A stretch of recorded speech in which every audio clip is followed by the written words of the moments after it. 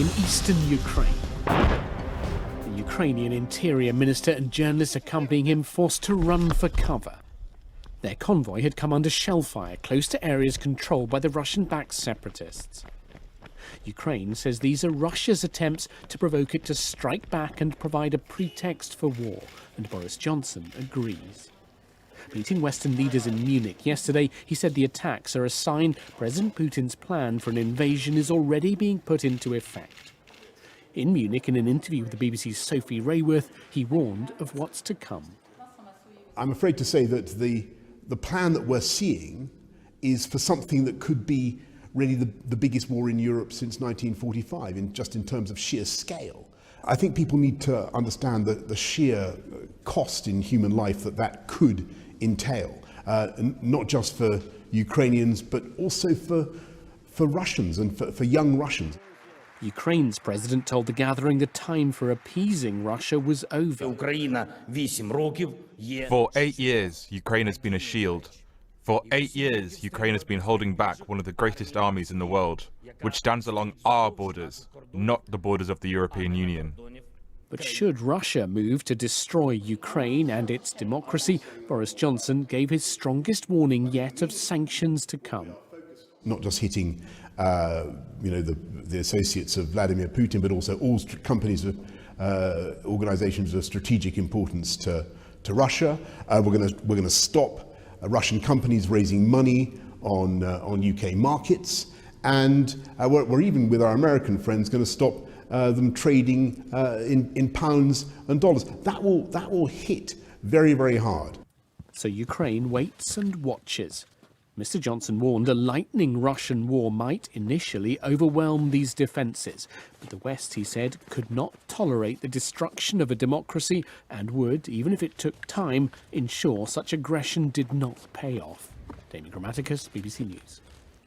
Meanwhile, just north of Ukraine, Russia and Belarus have been holding 10 days of joint military exercises, which are due to come to an end on Sunday. Questions are now being asked about whether Russia will withdraw its troops and equipment or leave them stationed on Belarusian soil. Our correspondent, Steve Rosenberg, is in Belarus, and a warning, this report contains flash photography. Definition of muscle flexing? This.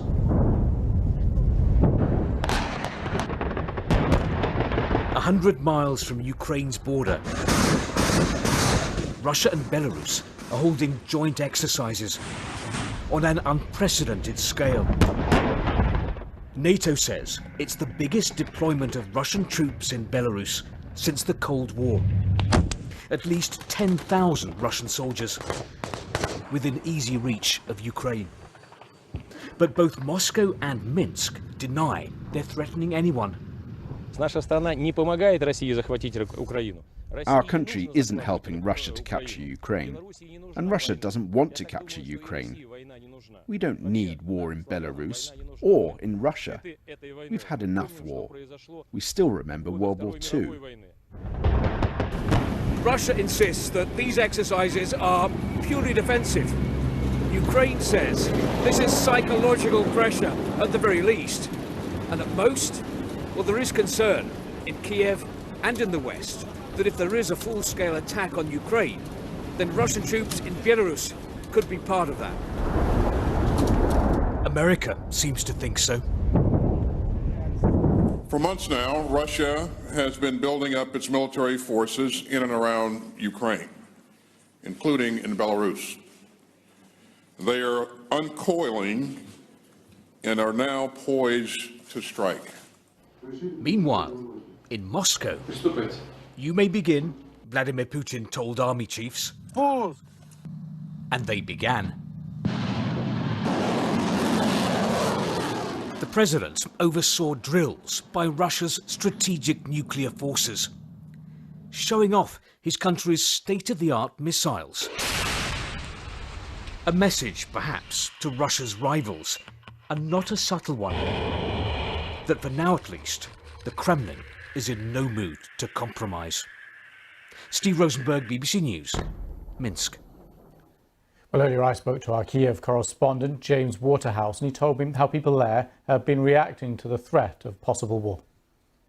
It's feeding into the concern felt by many Ukrainians. There is, as ever, there's peace in Kiev at the moment, but day-to-day life is getting more tricky for Ukrainians. We speak to them, they are worried, yes, some are choosing to move to more western parts of the country, but it's still very much an unknown, despite all this Western intelligence, Western claims that the invasion could take many forms as these troops, these all up 190,000 troops, including the Russian-backed militants, if they were to advance from the north and encircle the capital or come in from the east. So that's done nothing to relax concerns. The diplomatic efforts are continuing in a sense. President Macron is expected to have a phone call with Vladimir Putin today, but in the words of his own officials, this is seen as one final effort to put him off invading. And what are the possible options here for de-escalation? Well, you have to go back to Russia's red lines and what Ukraine is willing to do. Russia wants NATO to publicly say that Ukraine will never join the alliance. It also wants NATO to scale back. NATO's made it clear all the way through that it's not willing to do that. It's increased its presence in the east of Europe, and it said it's up for individual countries to make their choice. The second option, which is being pushed by both Russia and the West, is to get Ukraine and Moscow to engage in what's called the Minsk agreements, these until now failed peace process in those occupied territories in the east of the country. For Ukraine to regain control and secure the border, it has to put in a number of conditions, including immunity from prosecution, a prisoner exchange, as well as hold local elections. Moscow says, OK, we'll agree to that as long as the territories get special status and that there are local elections. For President Zelenskyy here, that's very hard for him to agree to because he was elected on the basis he wouldn't make any concessions. And in their eyes, it would give Russia an influence on the running of Ukraine, which a lot of people are very sensitive to.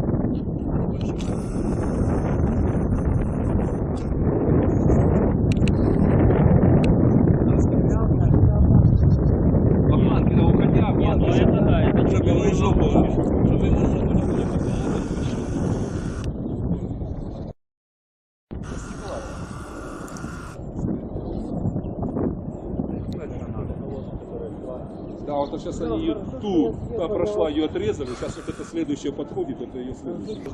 Далеко от нас.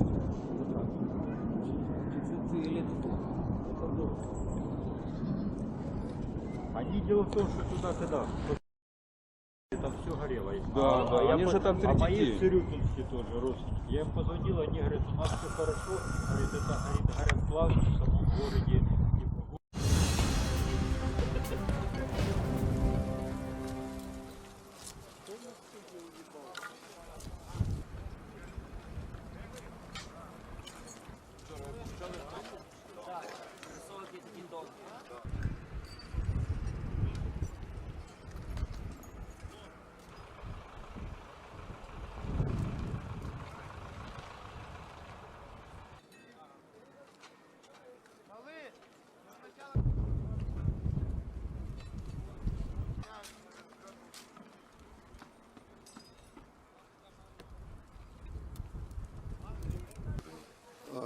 Сейчас, тут момент.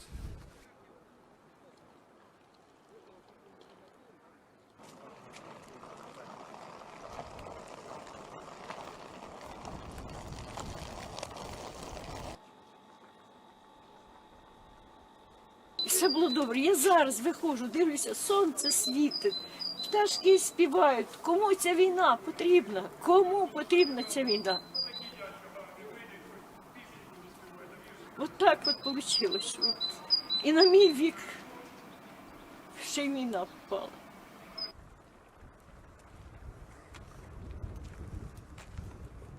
вийшло, що нам сьогодні дали пайки в руки, сказали, їдальня не працює, їдьте куди хочете, чим хочете і як хочете. До побачення. Все. От ми йдемо з дідушкою пішком, вже Бог знає скільки кілометрів, серце вискакує, попросили хлопців, щоб поможіть.